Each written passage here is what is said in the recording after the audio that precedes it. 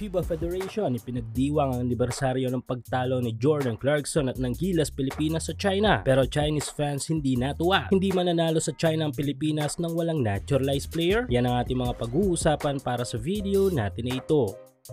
Matapos ang naging matinding laban ng ating national team sa mga FIBA games at even nga sa mga non-FIBA games ay nasa pahinga ngayon ang ating pambansang kupunan. Medyo hindi rin kasi madala yung huling tournament na nasa bakan ng Gilas sa Latvia. Kung sana ay hindi man natin nakuha ang slot para sa Olympics ay nakahakot naman tayo ng mga malalaking achievements at respeto sa mundo ng basketball. Matapos talunan ng rank number 6 sa world ranking na Latvia, ilaglag sa semis ang high ranking team na Georgia at ang pagpapahirap sa Olympic team na Brazil ay kinikilala ngayon sa mundo ang Pilipinas. At take note, malaki ang naitulong nito upang umangat tayo ng 4 na posisyon sa world ranking. Pero hindi na lang dito makakampante ang program ni Coach Tim Cone para sa ating pambansang kupunan. Dahil ang main goal ay makasampa sa World Cup at makakuha ng ticket patungong 2028 Olympics na gaganapin sa LA. Pero bago yan ay focus muna ang Gilas ngayon sa ating paparating na mga laban sa second window ng FIBA Asia Qualifiers, kung saan ay hamon sa atin ang dalawang team na ating makakasagupa. Ito nga yung national team ng New Zealand na sa kasaysayan ay wala pa tayong panalo sa tall blocks, kaya masusubok talaga tayo sa magiging laban na ito. Sunod ay ang team ng Chinese Taipei na may paangat na sistema at magandang development. Lumalakas na din ang mga players na dala-dala ng team na ito. Syempre tiwala pa rin tayo sa kompleto Ricardos na kupunan natin, kung sana ay kapag naging healthy ang lahat ay malaking boost din ang may dadala sa ating national team. Pero kahit pa nga kompleto na, lalo na sa ating naturalized player, ay tila marami pa rin talagang naghahanap sa presensya ng ating NBA kababayan na si Jordan Clarkson. Hindi naman din kasi biro ang naging performance ni JC sa ating national team, though hindi man natin nakuha ang gusto nating outcome sa kanyang first World Cup appearance sa kupunan ng Pilipinas, ay napanood naman nating lumaro ito para sa atin at sa kanyang bayan. Even nga mismong FIBA ay na-appreciate ang paglalaro ni Clarkson sa Gilas. Yun nga lang, hanggang sa ngayon ay hindi pa rin mabigyan ng petisyon na maging local player si JC sa hindi malamang dahilan. Pero ito sa post-celebration ng FIBA sa kanilang official social media accounts na may libo at milyong tagasunod ng highlights ni Clarkson sa pagkakapanalo natin kontra sa former Asian powerhouse team na China sa 2023 World Cup. Literal na umapoy si Clarkson sa laban na yon, kung saan ay nakapagtala nga ito ng 34 points sa ating panalo kontra sa China sa final score na 96-75. Ngunit hindi lahat ay natuwa sa post na yon ng FIBA dahil may Chinese na naging bitter sa post na nagkomento ng pambabatiko sa ating national team. Sa Instagram comment section ng FIBA, ayon sa Instagram account ng China basketball team, ay hindi mananalo ang Pilipinas sa China kung wala tayong naturalized player na tangan. Ipinost nga ng Chinese supporter na ito ang ilang mga score ng under 16 at under 17 team natin, kung saan ay talo nga tayo sa kanila. Well, mahirap talaga masikmura yan na itinuring silang Asian powerhouse team pero tinambakan lang ng Pilipinas. At take note, may tangan din silang naturalized player last World Cup, hindi ba?